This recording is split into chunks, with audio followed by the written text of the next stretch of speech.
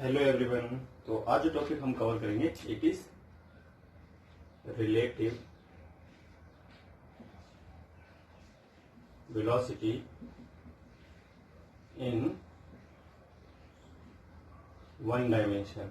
Okay, ये motion in straight line. तो relative velocity को हम नेक्स्ट चैप्टर में भी कवर करेंगे जब मोशन इन टू डायमेंशन आएगा। तो अभी जो हमें पढ़ना है वो relative velocity in one dimensional पढ़ना है। क्या होती है रिलेटिव वेलोसिटी, ये समझना पड़ेगा पहले। तो स्टार्टिंग में हम समझते हैं पहले रेस्ट और मोशन की बात। ठीक है, रेस्ट और मोशन की बात। रेस्ट एंड मोशन है ना, both are not absolute terms. Both are not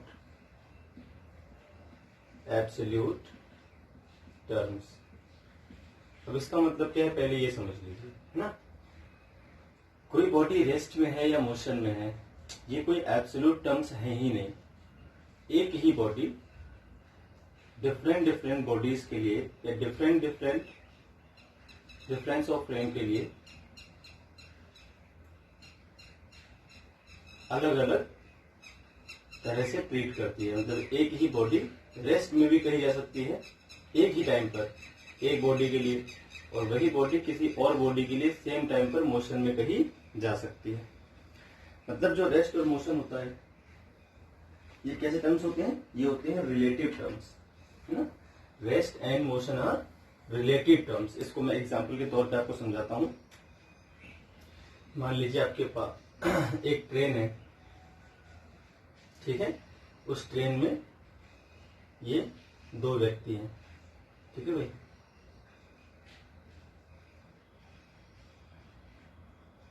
एक ये हो गया और एक ये हो गया, ठीक है। और यहां पर ग्राउंड है ना। ग्राउंड में खड़ा होकर कोई आदमी देख रहा है अलग से इनको। ट्रेन चल रही है मान लीजिए 60 किलोमीटर पर आवर की स्पीड से। इसका नाम हो गया ए, इसका नाम हो गया बी और इसका नाम हो गया सी। तो अगर हम बात करते हैं, दोनों स्टेशनरी हैं, ट्रेन के अंदर ये खड़े हुए हैं। अब for A B is stationary, है ना। ए के लिए बी क्या है, स्टेशनरी है। और for C B is moving with speed 60 kilometre per our.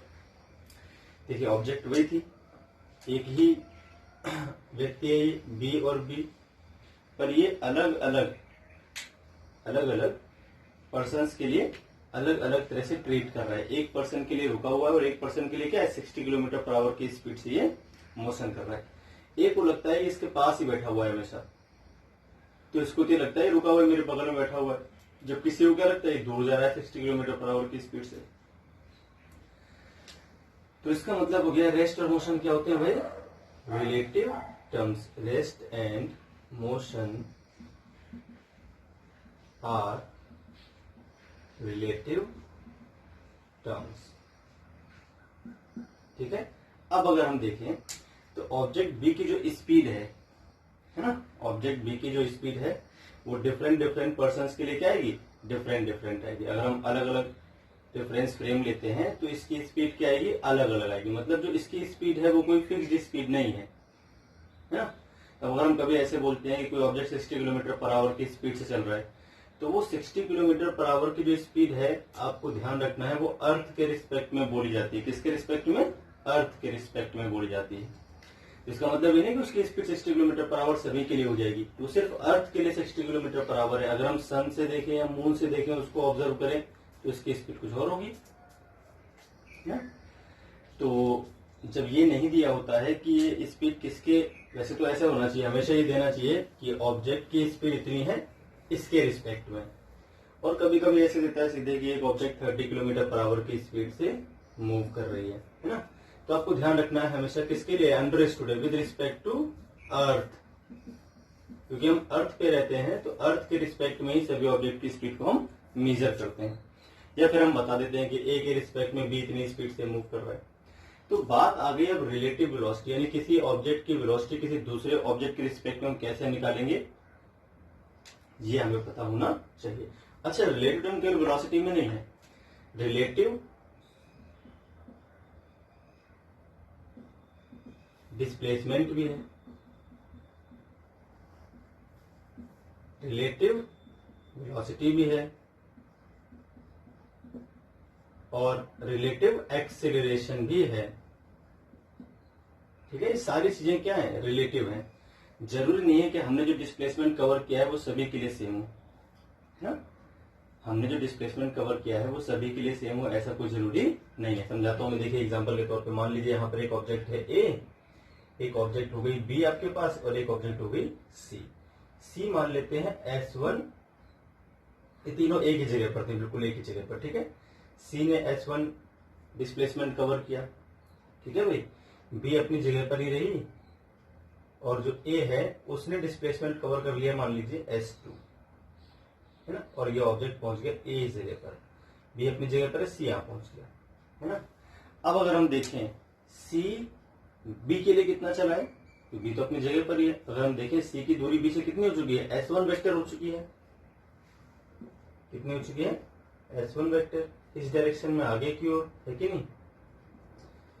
तो अगर हम देखें displacement of C with respect to B कितना है, S1 वेक्टर है, S वेक्टर का मतलब डिस्प्लेसमेंट, ठीक है। Displacement of C, object C with respect to B कितना आ रहा है भाई, S1 आ रहा है। जबकि इसी का डिस्प्लेसमेंट, सी का डिस्प्लेसमेंट अगर हम निकालते हैं विद रिस्पेक्ट टू,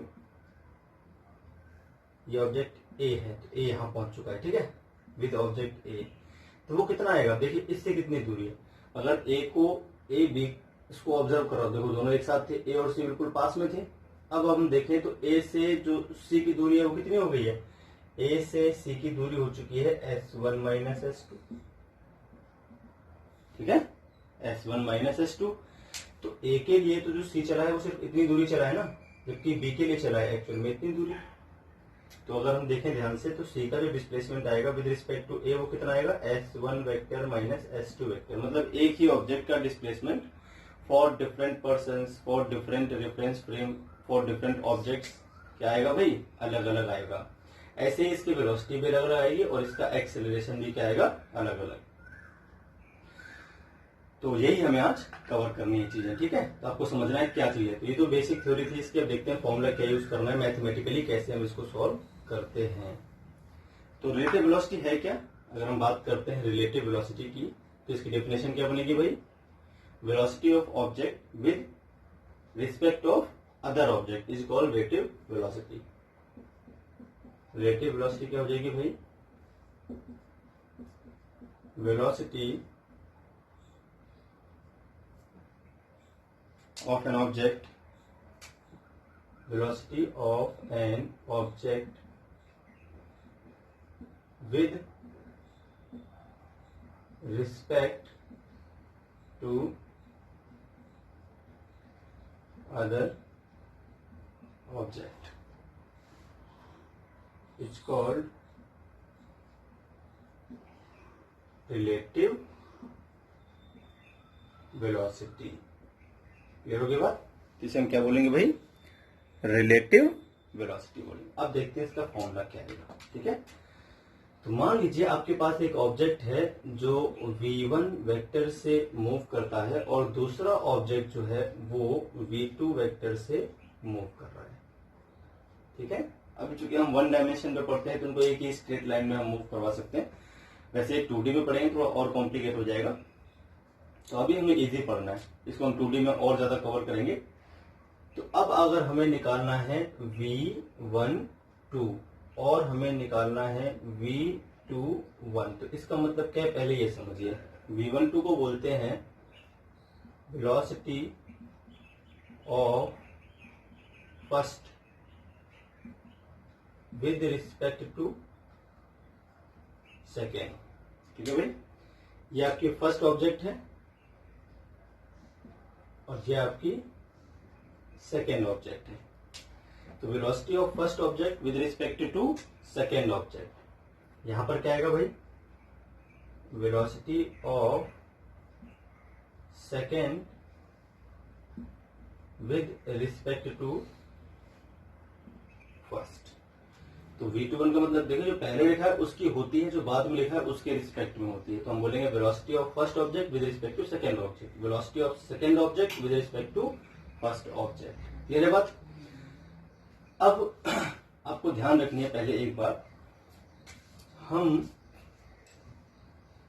जिसके रिस्पेक्ट में निकालते हैं उसको हमेशा स्टेशनरी करना पड़ता है। हम जब भी किसी बॉडी को ऑब्जर्व करते हैं, अगर हम खुद रुके हुए हैं तभी हम दूसरी बॉडी के सही वेलोसिटी का अंदाजा लगा सकते हैं। अगर हम खुद मूव कर रहे हैं तो हमें उसकी वेलोसिटी जो होगी, जो उसकी रियल वेलोसिटी होगी अर्थ के, तो अगर हमें velocity of first object with respect to second object पता करनी है, तो जिस ऑब्जेक्ट के रिस्पेक्ट में पता करनी होगी आपको उस ऑब्जेक्ट को पहले रोकना पड़ेगा, उसको स्टेशनरी करना पड़ेगा। क्लियर है भाई। तो अब इसको स्टेशनरी करना कैसे है, इसको स्टेशनरी करने के लिए आपको इसको इतनी ही वेलोसिटी अपोजिट डायरेक्शन में दे देंगे। तो पहले हम बात करते हैं V12 वेक्टर कैसे निकलेगा। क्लियर है भाई। तो V12 कैसे निकलेगा, V21 उसके बाद में निकालना आपको सिखा दूंगा। चलिए, हमको निकालना है पहले V12। इसके लिए क्या करोगे आप तुरंत सेकंड ऑब्जेक्ट को रोकोगे, जिसके रिस्पेक्टिव निकालनी है उसको रोकना है। तो इसको रोकना कैसे है भाई, इसके पास एक वेलोसिटी थी V2 वेक्टर, अगर आप इसको एक वेलोसिटी माइनस V2 वेक्टर दे देते हो तो इसके पास नेट वेलोसिटी क्या बचेगी, 0। मतलब ये क्या हो जाएगा, स्टेशनरी। अभी कैसा हो गया, स्टेशनरी, है ना। अब जो आपने इसके साथ किया था वही आपको इसके साथ भी करना है, वरना क्या हो जाएगा, दोनों का मोशन चेंज हो जाएगा। आपने क्या करना है, जो इसके साथ किया वही यहाँ पे भी कर दीजिए। ये क्या हो गया, V1 वेक्टर। ठीक है, अब आपने इसमें क्या किया है, इसमें इस डायरेक्शन में V2 वेक्टर आपने माइनस V2 वेक्टर ऐड किया है, तो इसमें भी माइनस V2 वेक्टर ही ऐड करना है। ठीक है भाई। अगर किसी इक्वेशन में हम बोथ साइड कुछ प्लस कर दें तो उसकी वैल्यू नहीं बदलती, बोथ साइड माइनस कर दें तब भी नहीं बदलेगी, लेकिन सेम चीज करनी पड़ती है। तो यहाँ पर अगर आपने माइनस V2 किया तो इसमें भी माइनस V2 कर दिया, तो फिर इन दोनों का जो रिलेशन था वो अभी का वैसा ही वैसा बना रहेगा। ये तो हो गया स्टेशनरी। अब इसके पास जो वेलोसिटी होती है इसको हम बोलते हैं V12 वेक्टर। क्या बोलते हैं भाई, V12 वेक्टर। अब इसके पास है कितनी वेलोसिटी, नेट वेलोसिटी को बोलेंगे V12 वेक्टर। अब इसके पास दो वेलोसिटीज हैं, इन दोनों का जो सम आएगा वो इसकी नेट वेलोसिटी होगी, और जो इसकी नेट वेलोसिटी होगी उसी को हम बोलते हैं velocity of object first with respect to second. ये हो जाएगा आपका V1 वेक्टर और प्लस माइनस V2 वेक्टर, है ना। ये डायरेक्शन इस डायरेक्शन में V2 वेक्टर था तो जस्ट अपोजिट में क्या जाएगा, माइनस V2। इन दोनों की वैल्यू सेम आ जाए। इसकी स्पीड मान लीजिए 10 मीटर पर सेकंड है, तो अब इसको 10 मीटर पर सेकंड इस डायरेक्शन में दे दो, उसको माइनस V2 वेक्टर बोल देंगे। यह आ गया आपका V12 वेक्टर। तो इसके V12 वेक्टर जो आपका आएगा वो हो जाएगा V1 vector minus V2 vector. ये तो आया आपका वेक्टर फॉर्म में, किसमें आया, वेक्टर फॉर्म में। ठीक है। सिमिलरली आप अगर इसको रोक दोगे तो यहाँ V1 वेक्टर आएगा, यहाँ पे V1 वेक्टर आएगा माइनस में। अगर हम V21 निकालें तो सिमिलरली V21 वेक्टर जो होता है, ध्यान रखना आपको, सीधे ऐसे भी याद कर सकते हो आप कि वो माइनस V12 वेक्टर होता है। इसका मतलब वो हो जाएगा V2 vector minus V1 vector. That's it.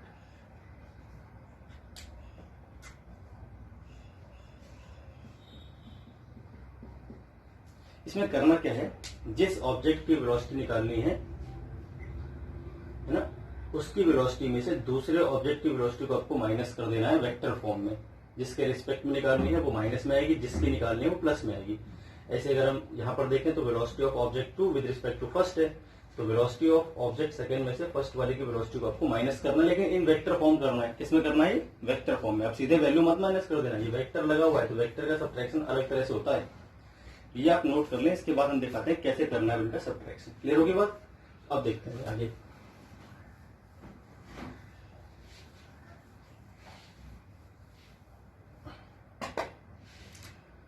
अगर हम देखें ध्यान से, जैसे कि हमने कहा था v12 वेक्टर होता है v1 vector minus v2 vector. अब हम जब इसका मॉड निकालेंगे, जब इसकी वैल्यू निकालेंगे तो उसका फॉर्मूला क्या होगा भाई, v1 स्क्वायर, v1 का मॉड प्लस v2 की वैल्यू का स्क्वायर उसका मॉड माइनस 2v1 v2 और cos थीटा। ये एक्चुअल फॉर्मूला है जो 2D और 1D सभी में काम आएगा।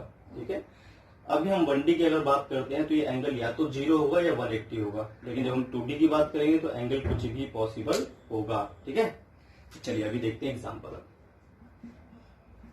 मान लीजिए एक वेलोसिटी, पहले हम निकालना सीखते हैं रेटेड वेलोसिटी, फिर उस पर क्वेश्चंस भी कर लेंगे। ठीक है, तो अगर मान लीजिए आपकी कोई एक बॉडी है जिसकी स्पीड v1 है 10 मीटर पर सेकेंड, ठीक है, और एक ऑब्जेक्ट है जिसकी स्पीड है v2 और ये आगे मान लीजिए 20 मीटर पर सेकेंड, और आपको पता करना है v12 की वैल्यू। ये क्या पता करना है, v12 की वैल्यू, है ना। तो अगर दोनों ऑब्जेक्ट, आपको ध्यान रखना है, अगर दोनों ऑब्जेक्ट अपोजिट डायरेक्शन में चलेंगी, इस फॉर्मूले का हमें इस्तेमाल करना है। दोनों बॉडीज अगर अपोजिट डायरेक्शन में चलती हैं, थीटा कितना आएगा 180 डिग्री। भाई ये जो एंगल है theta, it is angle between v1 vector and v2 vector. Theta जो था वो क्या था, angle between v1 vector and v2 vector था आपका। तो भाई थीटा जो था वो angle between v1 vector and v2 vector था। यहाँ पर देखें v1 और v2 के बीच अपोजिट डायरेक्शन में एंगल क्या बनता है 180 डिग्री। तो 180 डिग्री जब हम यहाँ पर पुट करेंगे, जब हम 180 डिग्री यहाँ पर पुट करेंगे तो जो फॉर्मूला आपके पास आ जाएगा वो क्या आ जाएगा,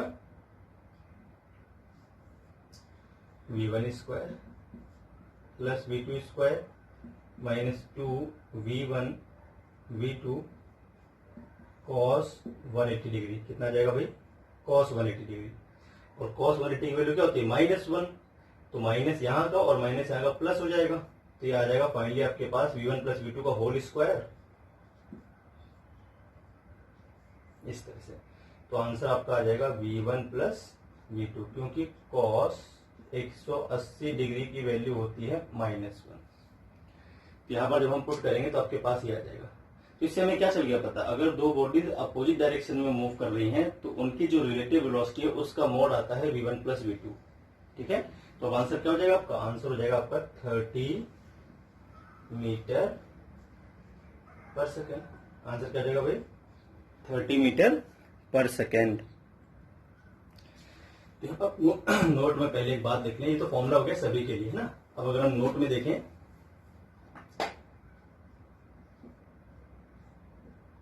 if two objects moves in opposite direction, एक ऑब्जेक्ट आपका चल रहा है v1 स्पीड से और एक ऑब्जेक्ट चल रहा है आपका v2 स्पीड से, ठीक है, ऐसा वेक्टर फॉर्म में लिख लेते हैं, कोई दिक्कत नहीं है। तो अब आपको ध्यान रखना है, एक बात तो आपको हमेशा ध्यान रखनी है, तो v12 वेक्टर जो आएगा वेक्टर फॉर्म में तो आपको माइनस ही करना है, वहां प्लस मत कर देना। वेक्टर फॉर्म में क्या करना है, माइनस ही करना है, ठीक है। लेकिन जब इसकी वैल्यू निकालेंगे, जब क्या निकालेंगे, वैल्यू, मॉड निकालेंगे, इसको बोलते हैं वैल्यू, मैग्नीट्यूड।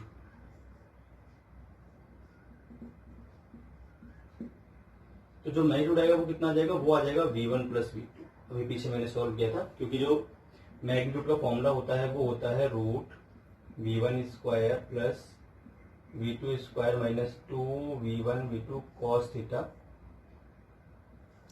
और इस केस में थीटा कितना आएगा 180 degree. In this case theta क्या है 180 डिग्री है। तो ये आपके पास वैल्यू का फॉर्मूला हो गया, सीधे ऐड हो जाएंगी, और वेक्टर फॉर्म में आपको सब्ट्रैक्ट ही करना पड़ेगा, ध्यान रखना है। तो अगर वेक्टर फॉर्म में करना है तो आपको सब्ट्रैक्शन करना है, जबकि वैल्यू निकालनी है तो समेशन हो जाएगा अपने आप। क्लियर है भाई। तो हमसे मोस्टली वैल्यू पूछता है, तो आपको वैल्यू याद रखनी है कि अगर दो ऑब्जेक्ट्स अपोजिट डायरेक्शन में चलती हैं तो उनकी जो वैल्यूज है उन दोनों को आप सीधे ऐड कर दोगे। एक रुक जाएगी और एक चलना शुरू कर देगी, यानी अभी इस केस में कौन रुका हुआ है, सेकेंड रुक जाएगी और फर्स्ट चलेगी। क्लियर है भाई। और अगर हम बात कर लेते हैं V21 वेक्टर की भाई, उसके मोड की, तो वो भी सेम आएगा। V21 वेक्टर जो आएगा वो भी इतना ही आएगा, वो भी V1 प्लस V2 ही आएगा। ठीक है, ध्यान रहे इस बात का। यानी एक ऑब्जेक्ट दूसरे ऑब्जेक्ट के रिस्पेक्ट में जिस स्पीड से मूव करता है, जिस वैल्यू से मूव करता है, दूसरा भी पहले के रिस्पेक्ट में उसी वैल्यू से मूव करता है, बट इन अपोजिट डायरेक्शन। अगर इसको लगता है कि ये इसके पास आ रहा है 20 मीटर पर सेकेंड की स्पीड से, तो इसे भी लगता है ये इसके पास आ रहा है 20 मीटर पर सेकेंड की स्पीड से, लेकिन इसके पास, अब इसको लगता है ये इधर चल रहा है और इसको लगता है ये इधर मूव कर रहा है। तो इन दोनों को, दोनों बॉडीज की जो वेलोसिटी है वो अपोजिट डायरेक्शन में दिखती है, पर वैल्यू क्या रहती है, सेम। तो वैल्यू मैंने सेम लिखी है और वेक्टर फॉर्म में ये अलग हो जाएंगे। क्लियर है भाई। तो V12 वेक्टर इक्वल टू होता है माइनस V21 वेक्टर, जबकि वैल्यू दोनों की सेम होती है। तो ये थी बात। अब अगर हम सेम में बोले कि इन सेम डायरेक्शन, इसी क्वेश्चन में अगर ये सेम डायरेक्शन में मूव कर रही होती है, ठीक है भाई, तो ये इस डायरेक्शन में ऐसे मूव करेगी। जब ये इस डायरेक्शन में मूव करेगी तब भी आपका वेक्टर फॉर्म यही रहेगा। मैंने समझाया वेक्टर फॉर्म क्या रहेगा, वेक्टर फॉर्म में कोई चेंज नहीं आएगा, तो वेक्टर फॉर्म पे यही रहेगा, वेक्टर फॉर्म आपका यही रहेगा, बार बार बोल रहा हूँ। जबकि यहाँ पर जो एंगल आ जाएगा वो क्या आ जाएगा, 0 डिग्री। 0 डिग्री आएगा तो उस केस में जो फॉर्मूला बनेगा वो हो जाएगा V1 minus V2, V1 minus V2। Clear है भाई। का मॉड और लिख देना है आपको। V1 माइनस V2 माइनस का भी आ सकता है, तो माइनस ये बताएगा कि अपोजिट डायरेक्शन में चल रहा है। मान लीजिए, समझाऊंगा मैं क्या करूं, ऐसे V2 माइनस V1 को भी आपको मोड में लिखना है। यहाँ पे माइनस आएगा, सॉरी, ये आ जाएगा V2 माइनस V1। क्लियर है भाई। V2 आ जाएगा। इस वैल्यू को आपको हमेशा पॉजिटिव ही लेके चलना है। नेगेटिव वेलोसिटी से हमको वैल्यू चाहिए। अच्छा, मान लीजिए हो सकता है ऐसा हो कि आपका जो ये हो 30 किलोमीटर पर आवर की स्पीड से मूव कर रहा हो। मैं एग्जांपल लेके समझाता हूँ। ये तो इसको पहले आप नोट कर लें, फिर देखिए मैं क्या कह रहा था।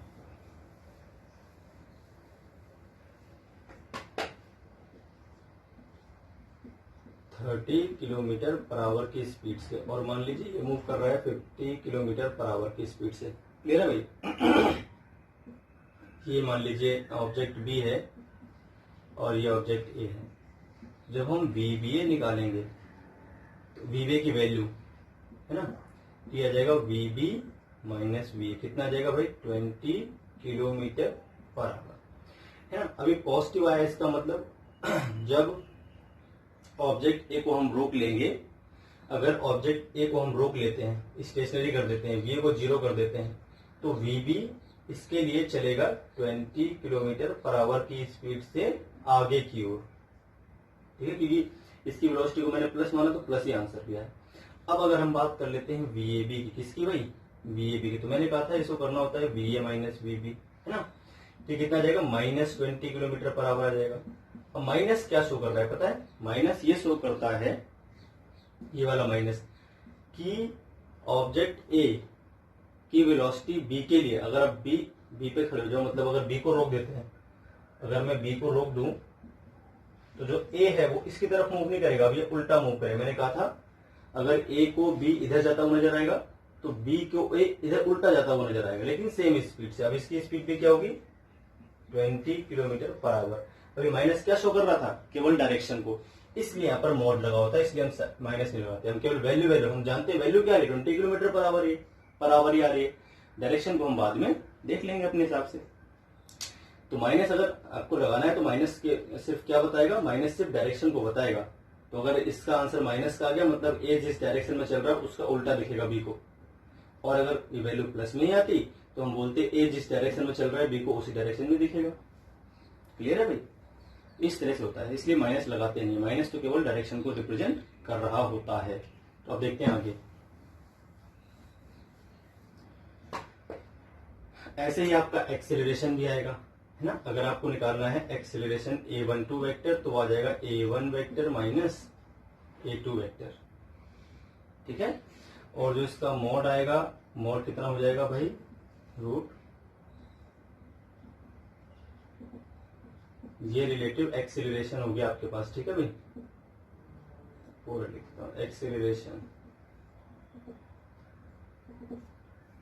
तो रिलेटिव एक्सेलरेशन के पास a1 square plus a2 square minus 2a1 a2 cos theta. Number A, when both bodies have acceleration in same direction। अच्छा, आपको एक बात ध्यान रखनी है, इसमें डायरेक्शन ऑफ मोशन और डायरेक्शन ऑफ एक्सेलरेशन हमेशा सेम नहीं होते, है ना। डायरेक्शन ऑफ एक्सेलरेशन और डायरेक्शन ऑफ मोशन हमेशा क्या नहीं होते, सेम नहीं होते, अलग भी हो सकते हैं। अभी समझाता हूँ मैं क्या कह रहा हूँ। तो यहाँ पर जो आपको a12 वेक्टर आएगा मोड, अगर दोनों सेम डायरेक्शन में, मतलब अगर हम देखें एक बॉडी का जो एक्सेलरेशन है a1 वेक्टर और दूसरी बॉडी का जो एक्सेलरेशन है a2 वेक्टर, वो सेम डायरेक्शन में, थीटा कितना हो जाएगा, 0 डिग्री हो जाएगा। यहाँ पर आएगा a1 माइनस a2 का मोड। ऐसे अगर हम a21 वेक्टर निकालेंगे तो वो आ जाएगा mode of a2 minus a1। ठीक है भाई, ये हो गया नंबर फर्स्ट केस था। अब अगर वो ऑपोजिट डायरेक्शन में चल रहे हो, ठीक है,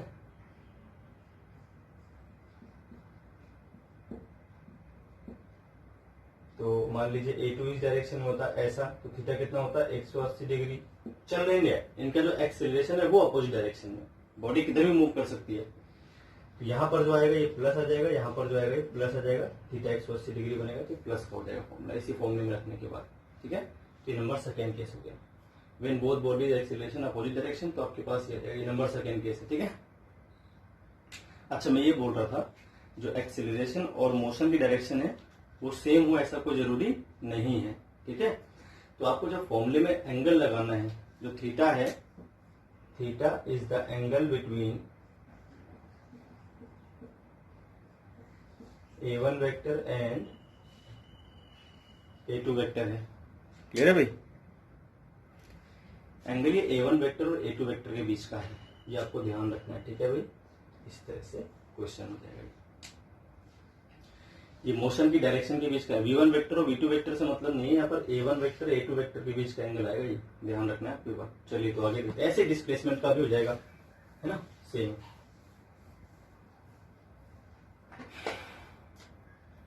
अगर आपको निकालना है रिलेटिव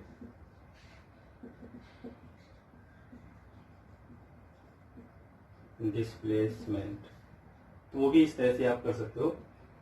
S12 वेक्टर का मतलब हो जाएगा S1 vector minus S2 vector, और S12 का जो मोड आएगा वो क्या हो जाएगा, 2S1 square plus S2 square minus 2S1 S2 cos theta, जहाँ थीटा क्या है, angle between S1 vector and S2 vector. Clear है भाई, तो इस तरह से आपको सॉल्व करने हैं। अब वही सेम डायरेक्शन में होगा number A case, same direction में दोनों बॉडीज का डिस्प्लेसमेंट, तो थीटा कितना जाएगा, 0। तो उस केस में जो S12 की वैल्यू आ जाएगी वो आ जाएगी S1 माइनस S2 का मोड, है ना। और अगर ये अपोजिट डायरेक्शन में है, ऑपोजिट डायरेक्शन में थीटा कितना आ जाएगा, 180 डिग्री आ जाएगा। तो उस केस में जो S12 वेक्टर आ जाएगा वो हो जाएगा S1 प्लस S2। तो बस इतनी सी बात थी। अब देखते हैं इन पे हम न्यूमेरिकल्स, और सॉल्व करने की करते हैं कोशिश। चलिए तो आते हैं न्यूमेरिकल्स ट्राई करते हैं। देखिए तो पहला न्यूमेरिकल हम लेते हैं, मान लीजिए आपके पास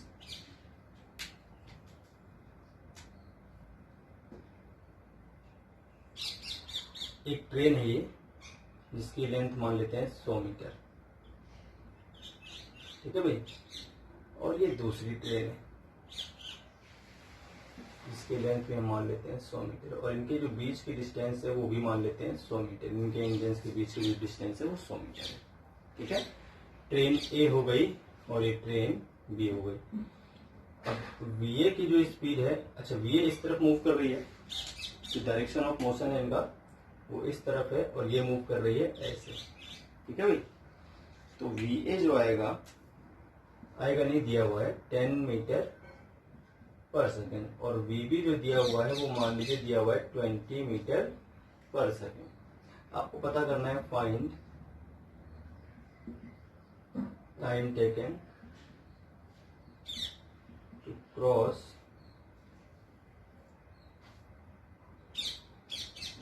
bye train A to cross train B. A को ट्रेन बी को क्रॉस करने में कितना टाइम लगता है, तो ए जब ट्रेन बी को क्रॉस करती है उसे कितना टाइम लगता है आपको ये पता करना है। ठीक है, इसको हम बहुत, अब या तो आप दोनों बॉडीज चलने दें, अलग अलग इनके इक्वेशन में मोशन लगाए फिर सॉल्व करें तो काफी लेंथी हो जाएगा। तो आपको करना क्या है, आपको रिलेटिव वेलोसिटी वाला कंसेप्ट यूज करना है इसमें। ठीक है, तो क्वेश्चन क्लियर आपके सामने। अब देखते हैं इसका सोल्यूशन क्या है।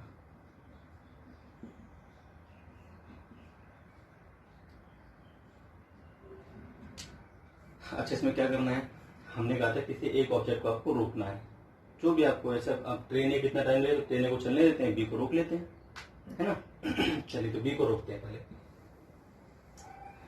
तो इसमें क्या करना है आपको, जब हम सॉल्यूशन करेंगे तो हम क्या करेंगे, ट्रेन बी को रोकेंगे। अब ट्रेन बी को रोकने का मतलब है हमें निकालना पड़ेगा वीएबी। वीएबी का मतलब है ए चल रहा है बी के रिस्पेक्ट में, तो बी के रिस्पेक्ट में मतलब बी को रोकना है। अब देखिए अपोजिट डायरेक्शन में चल रहे, तो मैंने कहा था अपोजिट डायरेक्शन में चल रहे हैं तो जो वैल्यू आएगी वो दोनों का सम कर देंगे, 10 प्लस 20। वेक्टर फॉर्म में करना है तो नेगेटिव, लेकिन वेक्टर तो दिया नहीं है, इससे वैल्यू है तो वैल्यू को सीधे ऐड करना होता है अपोजिट डायरेक्शन में। तो वैल्यू कितनी आ जाएगी भाई, 30 मीटर पर सेकेंड। हम सिर्फ वैल्यू की बात कर रहे हैं इसलिए हमने इसको ऐड कर लिया है। अब अगर ये चले सिर्फ और ये अपनी जगह पर रुकी रहे, अगर सिर्फ ये चलती है और ये अपनी जगह पर रुकी रहती है तो क्रॉस करने में कितना टाइम, देखो ये बॉडी यहाँ पर आएगी, पहले ये तो रुकी हुई अपनी जगह पर, तो ये ट्रेन पहले यहाँ पर आएगी, 100 मीटर कवर करेगी, फिर ये ट्रेन इस पूरे को क्रॉस करेगी, मतलब क्रॉस करने का मतलब तो ये हो गया ऐसा, है ना। जब ए ट्रेन बी को क्रॉस करेगी तो ये इस तरह से हो जाएगा ऐसा, ठीक है। ए ट्रेन यहां पर आ जाएगी तो हम बोलेंगे क्रॉस कर लिया इसने, है? तो अब अगर आप ध्यान से देखो तो इस ट्रेन ने कितनी डिस्टेंस कवर करी है, तो इस ट्रेन ने कवर करी, देखो इसका इंजन यहां से चलना शुरू करता है और इसका इंजन पहुंच चुका है यहाँ पे, तो इसने जो डिस्टेंस कवर करी है वो कितनी कवर करी है भाई, इसने डिस्टेंस कवर कर ली है, देखिए 100 मीटर तो ये कवर करी, है ना, फिर 100 मीटर ये कवर करी, फिर 100 मीटर खुद की लेंथ कवर करी, तो इसने कवर करी है भाई 300 मीटर डिस्टेंस। ये बात समझे, 300 मीटर कैसे कवर करी, इसका इंजन यहाँ था, जब ए बी अपनी जगह पर रुक चुका है तो बी को अपनी जगह पर रहने दे, ए को चलने दे, तो ए पहले यहाँ पर आएगा तो 100 मीटर कवर करेगा, फिर ए का इंजन यहाँ पर पहुंचेगा तो 200 मीटर, फिर आगे पहुंचेगा 300 मीटर। अब ध्यान से देख लो, 100 मीटर ये, 100 मीटर ये और 100 मीटर खुद की लेंथ थी इसकी, तो कितना आ गया 300 मीटर। जब ए रुकी हुई मान लेंगे तो ए को बी को क्रॉस करने में 300 मीटर डिस्टेंस चलनी पड़ेगी, तो जो डिस्टेंस है डिस्प्लेसमेंट है वो कितना है 300 मीटर। तो भाई टाइम क्या हो जाएगा 300 और अपॉन में 30 आ जाएगा 10 सेकेंड। कितना आ जाएगा 10 सेकेंड। 10 सेकेंड आपका आंसर हो गया, बहुत सिंपल है। उसके बाद इस तरह से सॉल्व करना है आपको रिलेटिव वेलोसिटी वाला कंसेप्ट। चलिए आप कुछ बढ़िया बढ़िया क्वेश्चन देख लेते हैं, दो चार और।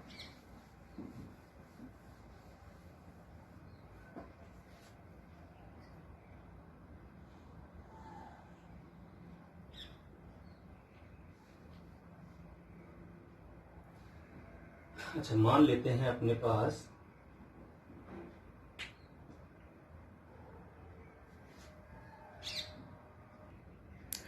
नेक्स्ट क्वेश्चन जो आपके पास ये रहा, इसमें एक ऑब्जेक्ट ए है और एक ऑब्जेक्ट बी है और इनकी स्पीड दे रखी है 10 और 60, 500 मीटर इनके बीच की डिस्टेंस है इनिशियली। अब आपको पता करना है find minimum retardation so that they do not collide each other। ठीक है भाई, मान लीजिए एक ही लाइन में चल रही है, अभी धीमे चल रही है, तेज चल रही है, तो कुछ टाइम बाद इसे टकराएगी। तो हमें क्या करना है, इसकी स्पीड को कम करना है और एक मिनिमम देना है रिटार्डेशन। देखिए ज्यादा ब्रेक मार दूंगा तो बहुत पहले रुक जाएगी। मैं चाहता हूं कम से कम इसको देना पड़े, कम से कम फोर्स लगाऊं मैं और जो कोलिजन है वो बच जाए, कोलिजन ना हो इनके बीच। तो कम से कम फोर्स क्या लगाऊं, मतलब कम से कम क्या इसको रिटार्डेशन दूं मैं, डी एक्सेलरेशन दूं मैं, जिससे ये बी से ना टकराए। चलिए करते हैं सॉल्व। अच्छा इसमें क्या करना है, आपको कुछ खास नहीं करना।